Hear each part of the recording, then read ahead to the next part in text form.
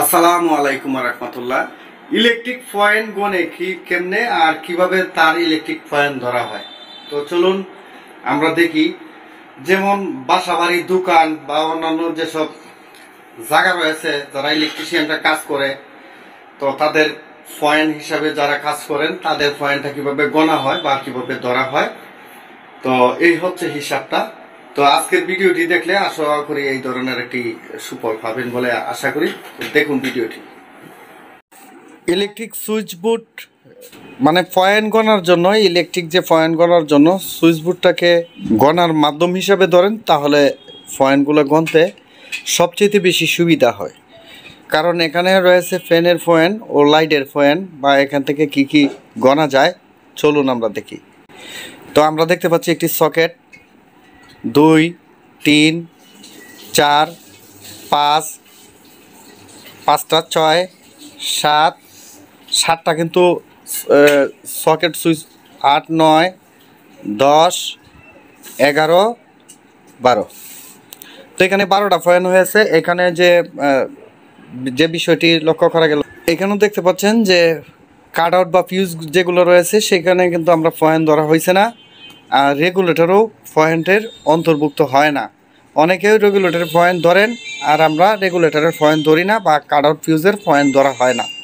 বিষয়গুলো টেকনিশিয়ানের মাথায় রাখতে হবে। এখানে দুটি রেগুলেটর রয়েছে, দুটি কাট আউট বা ফিউজ লাগানো রয়েছে, এগুলো কিন্তু পয়েন্ট না, এছাড়াই কিন্তু 12টা পয়েন্ট এখানে। তাছাড়া আমরা যদি 6 পিনের দিকে আমরা যাই, এই যে দুইটা 6 পিন কিন্তু অনেকেই আপনারা 4 পয়েন্ট ধরেন, দুইটা 6 পিন কিন্তু 2 পয়েন্ট, আর দুইটা 6 পিনের জন্য যেহেতু দুইটা 6 পিনে একটা সার্কিট ব্রেকারের লাইন আসছে, তার জন্য সার্কিট ব্রেকার 1 পয়েন্ট। এখানে দুইটা 6 পিনে কিন্তু 2 পয়েন্ট, কিন্তু এখানে যে সার্কিট ব্রেকার আসছে সেইটাও কিন্তু 1 পয়েন্ট। আর এটা হচ্ছে আইপিএস এর তার, হলুদটা আইপিএস এর তার দিয়ে যে সুইচ বোর্ডে যেখানে আপনার যে কয়টা পয়েন্ট হবে, আইপিএস এর তার যে সংযোগ যেখানে থাকবে সেইখানে কিন্তু আইপিএস এর পয়েন্টগুলো ধরতে হবে। আপনি যদি এইখানে 3টি সুইচ, একটি সকেট পয়েন্ট বা একটি রেগুলেটরে দেন, তাহলে আপনি যে কয়টার মধ্যে দিবেন সব কয়টা কারেন্টের পয়েন্ট হবে, ও যে কয়টা ফ্যানে দিবেন সেই কয়টা ডবল পয়েন্ট হবে।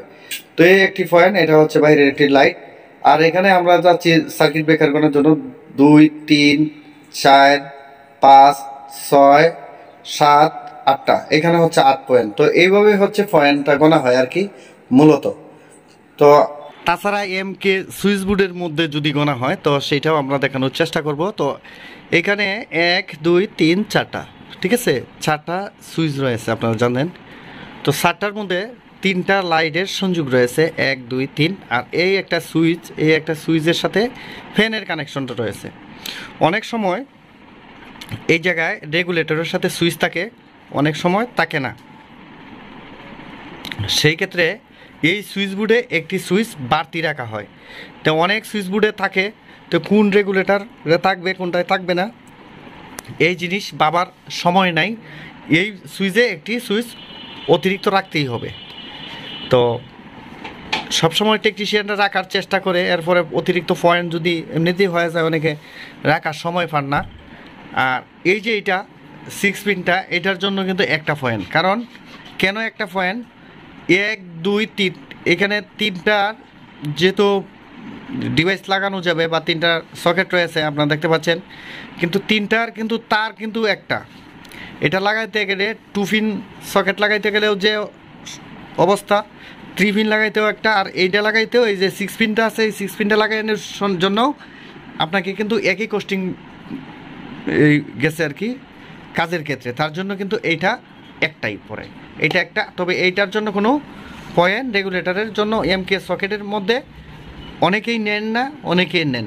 তবে এমকে হলে অবশ্যই একটা পয়েন্ট নেওয়ার প্রয়োজন আছে বা নেওয়া লাগে, কারণ এইখানেও কিন্তু একটা সুইচ বেশি আছে। তাছাড়া এইখানে সুইচ একটা বেশি রাখতেই হয়, তার জন্য 1, 2, 3টা পয়েন্ট, এই ফ্যানটা সহ এখানে একটা পয়েন্ট, এখানে একটা, এইটার জন্য গ্রুপ কাটতে হয়েছে, অতিরিক্ত কস্টিং জেনারেট করা হয়েছে। তার জন্য এখানে একটা পয়েন্ট নেওয়া যায়। যদি কামের রেট কম থাকে তাহলে নেওয়া যায়, আর কামের রেট যদি বেশি থাকে তাহলে না নিলেও চলে। এটা মিস্ত্রিরা যারা কাজ করেন বা যারা কাজ করান তাদের আলোচনা সাপেক্ষে। তবে এইটা কিন্তু একটা পয়েন্ট। তবে সেই জন্য এইটার একটা পয়েন্ট, কিন্তু এইটার যে মেইন লাইনটা আসছে, মেইন লাইনের জন্য ডিবির মধ্যে যে একটা সার্কিট ব্রেকার দেওয়া রয়েছে, সার্কিট ব্রেকারটা শুধু আমরা পয়েন্ট ধরি। মেইন লাইনের জন্য যতটা মেইন লাইন দিব ততটাতেও সার্কিট ব্রেকার লাগানো হবে, সেই সার্কিট ব্রেকারের শুধু পয়েন্টই ধরা হয়। যদি এই রকম সকেট 3 পিন সকেট যদি এক্সট্রা কোনো জায়গায় লাগানো হয়, সেখানে যদি সার্কিট ব্রেকার দিয়ে আলাদা লাইন টানা হয়, তো সেখানে সকেটেরও পয়েন্ট হবে, প্লাস সার্কিট ব্রেকার যে লাগানো হয়েছে যে আলাদা লাইনের ক্ষেত্রে সেখানেও পয়েন্টটা হবে। তো এইভাবে মোটামুটি পয়েন্টটা গণ্য করা হয়। তো এরপরে আপনারা মতামত জানাবেন, আপনাদের মতামত যে কিভাবে আরও আপনারা কিভাবে কে গণেন, কোন কাজ বিষয়ে পরামর্শ করবেন, এই ভিডিওতে কমেন্টস করবেন। আমারও ভুল হতে পারে, আপনারা ভুল থাকলে সংশোধন করে দিবেন। আপনাদের যদি ভুল হয় তো ভিডিও থেকে কিছু জানবেন। তো ভালো থাকবেন সবাই, আসসালামু আলাইকুম।